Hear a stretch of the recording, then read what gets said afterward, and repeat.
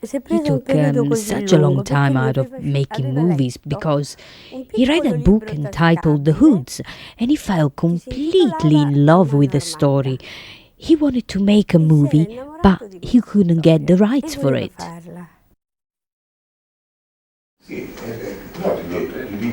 Having eventually secured the film rights to The Hoods, there followed a protracted period during which a team of writers, including the renowned partnership of Leo Benvenuti and Piero de Bernardi, began work to create what would eventually become Once Upon a Time in America. We became involved with it at a late stage, but saying that we were still involved with it over a period of 12 years. I think it must have been the longest script writing process in the history of movies. During the script writing, he was shooting the film in his mind, which made things much easier, when, the film was actually made and shot. Walking up and down aimlessly on the Croisette in Cannes, I see on the terrace of the Carlton Hotel an unmistakable face. Oh my God, this is Sergio Leone. Now, I did not know at that time that he was sitting on that terrace for 11 years, waiting for a guy to walk over, introduce himself and say, may I write a check and finance your movie and produce it? So he was delighted. He said, sit down, have a coffee, and he told me the story frame by frame, literally on real time. I think it was 3 hours and 47 minutes. And I was seeing the movie. And I got up, I gave him a hug and said, I'm in. They sent me the Sergio's outline for the film. The outline is 200 plus pages, the outline for a film. It's twice as long as most films. Sent it to me, and I said, fine, I like it.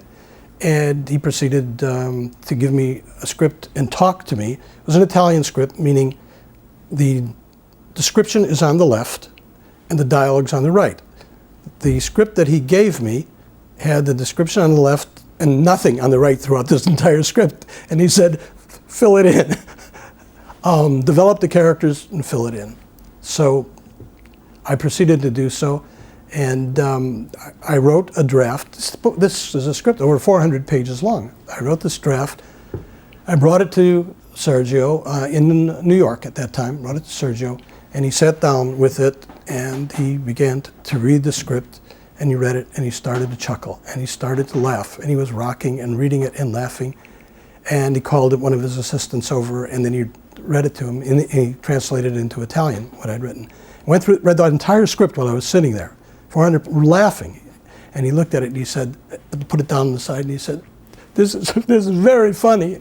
I don't want funny. And I proceeded at that point to go on writing. After you do the Dollars trilogy, how can you ever top that? And then he managed to top it. Well, Once Upon a Time in America, and it's like, there's almost like, how far can you go? All the people, all the crew, I think could feel that would be a great movie. I mean, that we were all making something special.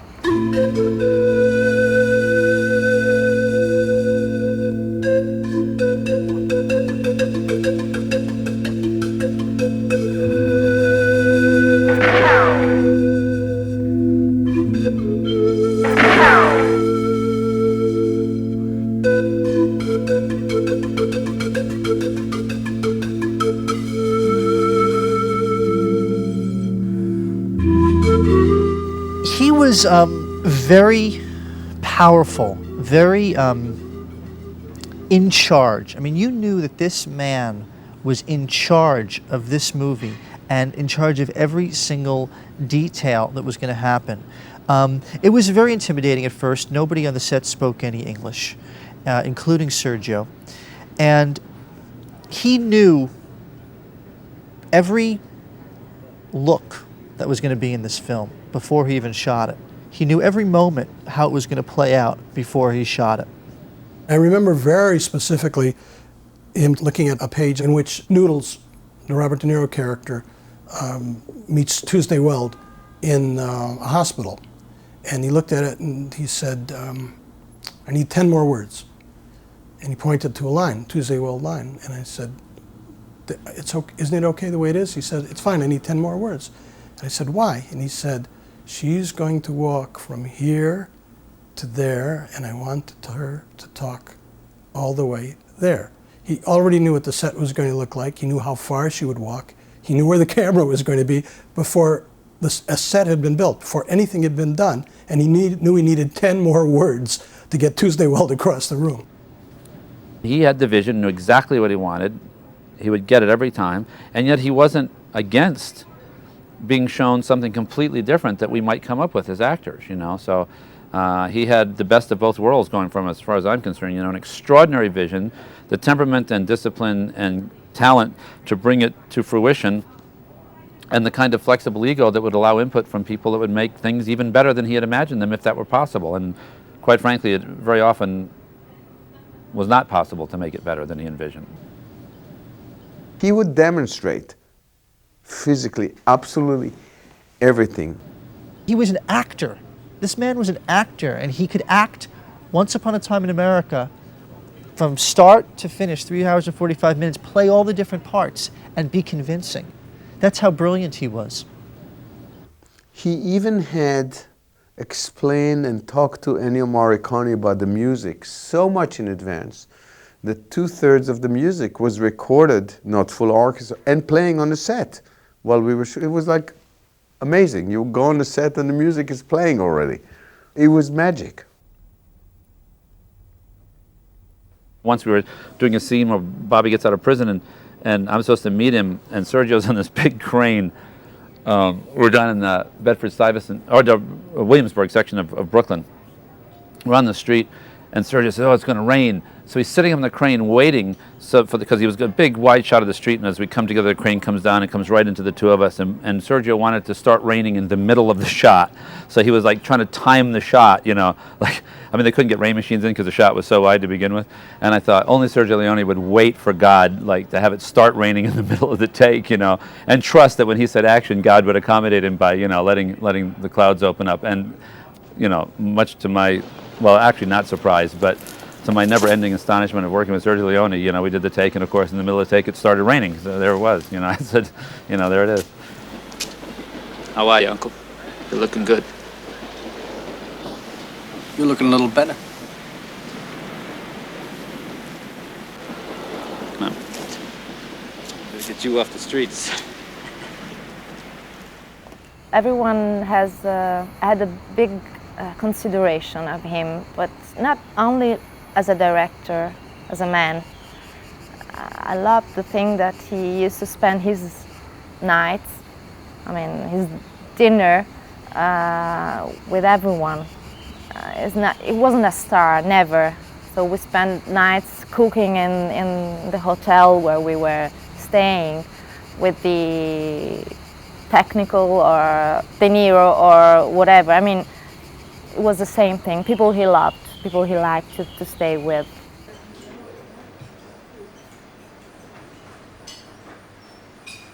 That film was made in, what, 1982? And this is 1999. And to this day, people come to me and say, "Can I ask you a question?" I go, "I don't know whether it was me who jumped in the garbage truck or not."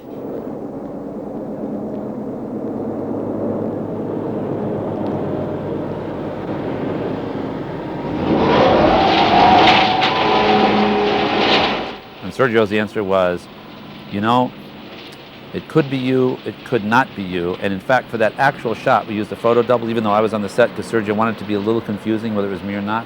And he said, "It's like Jimmy Hoffa. We know, but we don't know, but we know."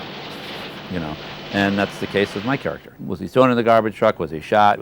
There's one thing we know: he ain't coming to dinner tomorrow night. Okay, you know what I'm saying? He's not going to be showing up, you know, for the Red Sox game next Tuesday. You know, so it doesn't make any difference, you know, because in that world you never know, and that's sort of the point. And I mean, to make a movie that long that rests on that kind of puzzle and then leave the audience consciously so frustrated and yet challenging them to admit that they know what the answer is, even if they think they don't know, is just astounding. I mean, the level of difficulty that he tried to achieve in that movie, that he aspired to, and did achieve, it's extraordinary. I mean, I think it's one of the greatest movies ever made, and forget that I'm in it. I mean, I wish I weren't in it so I could say it more fervently. I mean, it's just, it's an absolute masterwork of cinema. There's no doubt about it. After the first screening in the Barberini cinema here in Rome, the audience was slowly coming out, full up with the movie. After 3 hours and 40 minutes of images, they were completely satisfied, as if they had eaten a big meal. Leone was standing on the opposite side of the pavement to watch the audience's faces as they left. A man recognized him. I was there. He says, "Mr. Leone, many compliments. It was a really enjoyable 3 hours. But tell me, what was the significance of Robert De Niro's smile at the end, looked at from above?" "You must know," says Leone, "the movie starts in an opium den, and he smokes opium in the beginning, and he ends up back there. Who knows, maybe the movie is a kind of..." And before he had a chance to finish, the man said, "Please, Mr. Leone, don't tell me this," and he left, because he didn't want to know that maybe, just maybe, the story of the film was a big nightmare or a dream under opium. A few weeks before it came out, they decided to use the assistant editor of Police Academy or something, you know, to chop it all up and tell it in linear fashion, which is the whole point of how the story was made, was that it's not in linear fashion. I mean, it was the telling of the story that made it such an extraordinary film. And I remember it was a huge disappointment to me and so on, and Sergio had been so great, and, you know, when we were at the Cannes Film Festival, where it had its world premiere, you know, the reviews and the response was so astounding. I remember one article that said, headline said, you know, "Filmmakers, cast your films into the sea. Leone is here with Once Upon," you know, it's like, because it was like that. I mean, it just got this 15-minute standing ovation, and then was butchered, and I thought it must have broken his heart. Today, what I would have done, I would have opened it in a couple of theaters, start word of mouth going. I was really, truly naive. I did not know a lot of things. There are 3 versions released in the United States that I know of, and then there's a much longer version, which is the definitive version that's never been shown in the United States. The first 2 versions, which were the initially released ones, which got very, very bad reviews, were not only shortened, but the time sequence was changed. The film is a series of flashbacks to 2 different periods, plus the present, which is 1968 in the film. And by going back and trying to arrange it chronologically, which is what happened when the film was released initially, it doesn't make any sense. Imagine how horribly unorganized the release was, to a point that they forgot to enter Ennio Morricone's music to register. Or Ennio would have gotten Academy Award for sure. It's probably the best score in the history of the movie business, by far. Sheila Benson at the time voted it the worst movie of the year, and then 8 years later voted it the best movie of the decade, which I thought was really interesting. The best movie being Sergio's own cut, the worst movie being, of course, the cut that the studio released. The last time I saw Serge was in Paris, actually. We had lunch at, I don't know, someplace, and he was telling me about how they had ruined his Once Upon a Time in America. How they made him cut a lot out. You know, they had cut the time out, and really, and he was really sad about that. You know, he said, "I spend a lot of time in making a nice movie, and they take all the essence out." And I said, "Well, you can put it back in, man." Put it back in. The intensity of the production schedule on Once Upon a Time in America took a severe toll on Leone's health, and he was diagnosed with a severe heart disease. The only alternative was a transplant. He knew it, and he would have never accepted that. He was just starting a new movie, and that would have given him big problems.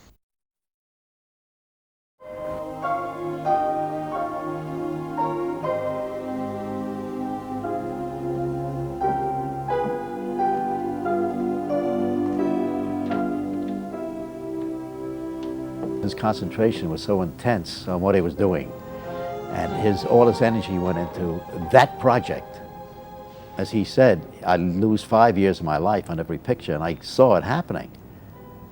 I mean, him putting an hour in is like most directors putting 4 hours in.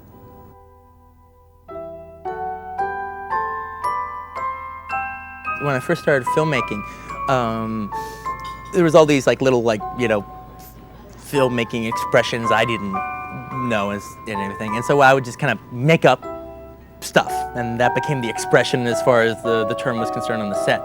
And the biggest one was I always knew how to say an extreme close-up, but again, I'm thinking in terms of the effect I want, and so I'd say I want a Sergio Leone. Okay, so give me a Sergio Leone here, and then when I'm saying Sergio Leone, that's more important than saying an extreme close-up, because anybody can give you an extreme close-up. When I say give me a Sergio Leone, I'm implying the feel I wanted it. It's just not an extreme close-up. It's not just a frame.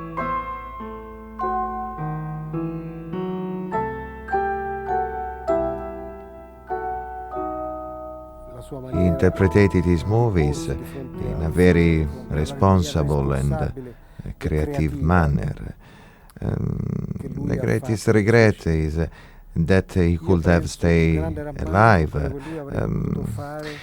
I don't know how far he would have gone. It is a great loss, not only for Italian cinema, but for cinema worldwide.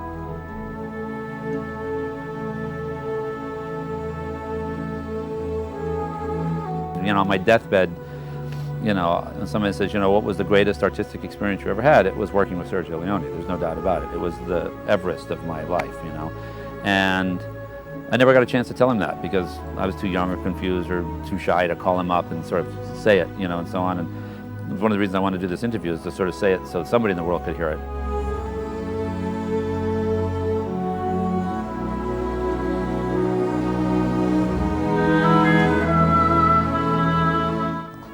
I know a lot of people when they're interviewed will say something like, that was one of the most exciting periods of my life, the most exciting things I ever worked. What do you mean the most? That includes a lot of other things then too. No, that was the most exciting creative experience I've ever had. Many times when I'm shooting a movie with a director, he's putting the camera and I think of Sergio and I say, Sergio, unfortunately, it's not you here today.